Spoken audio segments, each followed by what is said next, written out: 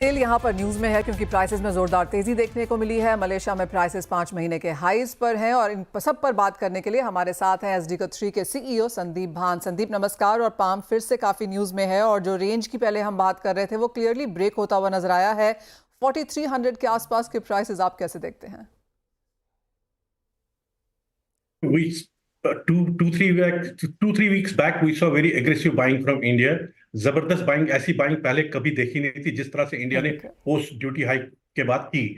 After India ने buying करी तो then China came into the market, Chinese funds came into the market, and then we had a geopolitical crisis, and then ringgit also weakened a lot. उसके चलते चलते बड़ी heavy demand आई और palm ने क्या किया, palm decoupled itself from the soft oils, palm went on its own वे।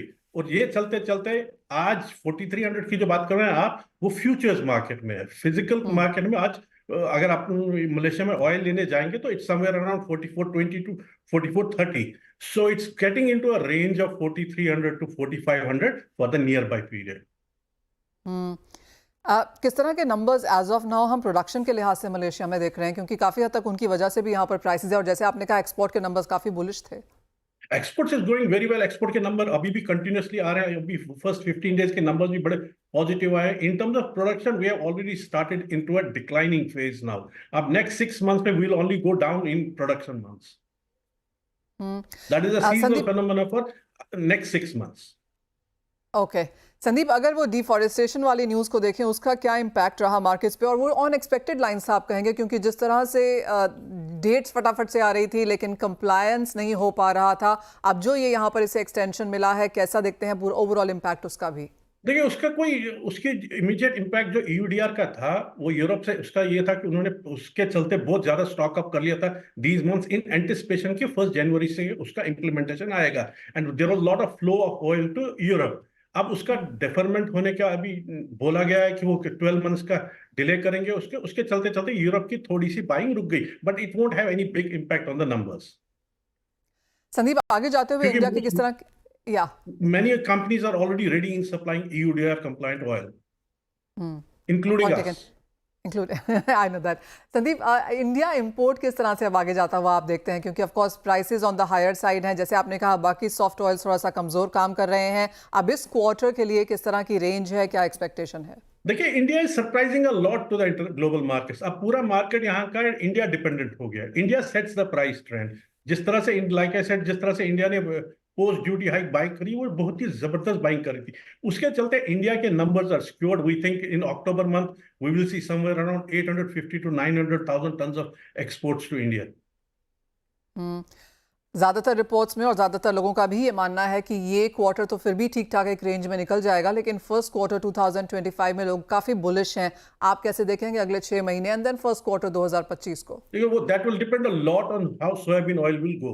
अभी जिस तरह से हम, palm has been maintaining a premium over soft oils for quite some time now. इसके चलते चलते अगर ये प्रीमियम पाम ने मेंटेन किया, आने वाले टाइम में थोड़ा सा पाम पे प्रेशर बढ़ सकता है, not in the first quarter but second quarter of 2025 to get back the demand. Demand आप इंडियन मार्केट्स में, जैसे आपने कहा कि इंपोर्ट्स यहाँ पर काफ़ी बेहतरीन रहेंगे, फेस्टिवल डिमांड के लिहाज से आप कहेंगे इंडिया काफ़ी कंफर्टेबल है एज ऑफ नाउ, क्योंकि obviously होरेका and out of home eating काफ़ी बढ़ जाती है। That was the surprise India gave us by buying heavily, and उसके चलते इंडिया की बाइंग पाम में रुकेगी नहीं, इट विल कंटिन्यू। बिकॉज अभी जो भी सॉफ्ट ऑयल लेंगे, जैसे आज लेंगे अक्टूबर शिपमेंट और November shipment, that's going to arrive only in next quarter. तो चॉइस अपने पास है नहीं कुछ other than palm. Sandeep, Indian markets आप कैसे देखते हैं, क्योंकि जिस तरह की पॉलिसीज हैं एंड नेशनल पॉलिसी मिशन को भी अब यहाँ पर 7 साल के लिहाज से कुछ फंड्स यहाँ पर एलोकेट किए गए हैं, इंडियन प्रोडक्शन पाम की के जो एज ऑफ नाउ नंबर्स हैं, ऑफ कोर्स हम अगले 5 साल 10 साल के नंबर्स भी एस्टिमेटेड देख रहे हैं, आप कैसे देखते हैं वो प्रोग्रेस? देखिए we want to see that program successful. It is good for India and it is good for the Indian market also to have the self sufficiency in the oils. आने वाले टाइम में जैसे target India ने दिया है कि 1 million ton का oil produce करना है, hopefully that gets through. But उतनी ही डिमांड बढ़ती जाएगी, तो इंपोर्ट्स पे उसका असर थोड़ा कम ही रहेगा, क्योंकि Indian consumption is growing.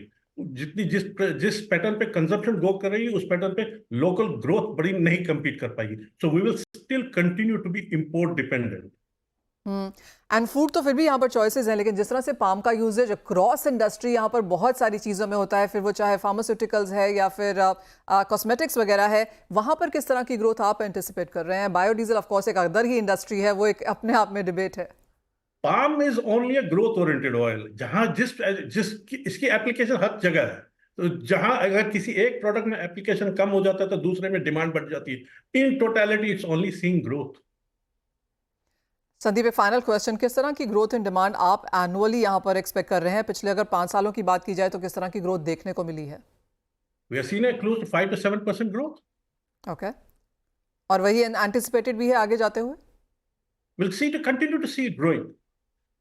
Drop in growth लग नहीं रहा है, दिख नहीं रहा है। एक दो महीने we might see an impact in few months, but in a yearly basis it's only growing. All right Sandeep, आप एक ऐसे बिजनेस में है जहां पर कोई डाउनसाइड है ही नहीं, तेजी बरकरार है, और जिस तरह से पाम अपने लिए नए नए यहाँ पर वेन्यूज एंड एवेन्यूज ढूंढ रहा है, क्लियरली ग्रोथ बरकरार रहेगी। एज ऑलवेज बहुत शुक्रिया हमारे लिए आज समय निकालने के लिए एंड जॉइनिंग अस, एंड पूरे उस सेक्टर के बारे में बातचीत भी करने के लिए। तो जो नई प्राइस रेंज यहाँ पर पाम में बनती हुई नजर आई है वो 4300 to 4500 है, much higher than what we saw September या फिर अगस्त के महीने में। तो क्लियरली तेजी में यहाँ पर पाम। रवि, यहाँ पर अब आप कैसे देखते हैं एग्रीकल्चर एज अ स्पेस को, और आप क्या करने की राय देंगे? जब से मीन्स के एक palm oil industry, edible oil industry में एक रहा था कि पहले जो अलग अलग एडिबल ऑयल के प्राइसेस में वेरिएंट्स बहुत था। सबसे नीचे सनफ्लावर ऑयल, उसके ऊपर पाम ऑयल, उसके ऊपर सोया ऑयल, ऐसे मीन्स के और दोनों के बिटवीन डिफरेंसेस भी काफी थे।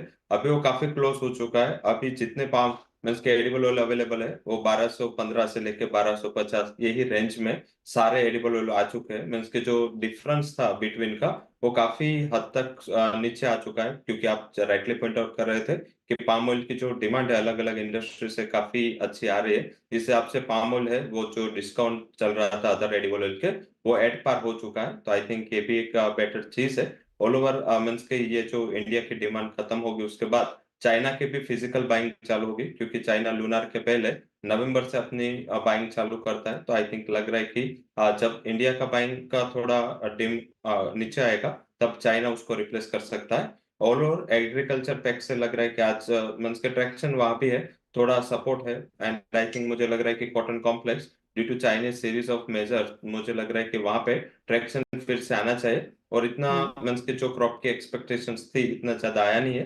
तो मुझे लग रहा है कि कॉटन कॉम्प्लेक्स पे फोकस करें। वहां कपास खली के जो दिसंबर कॉन्ट्रैक्ट है वो बाय कर सकते हैं आप। एक सप्ताह के लिए बाय करें 2940 के करीब। 2900 का स्टॉप लॉस लगा और 3050 तक के लेवल की उम्मीद करनी चाहिए। और जो सेकंड रिकमेंडेशन है वो मेरी रहेगी धनिया पे। 7400 पे धनिया आप बाय करें, स्टॉप लॉस लगा सकते हैं अराउंड 7280, और अपर साइड 7600 तक के लेवल की उम्मीद करनी चाहिए। Fair point. तो ये एडिबल ऑयल में है और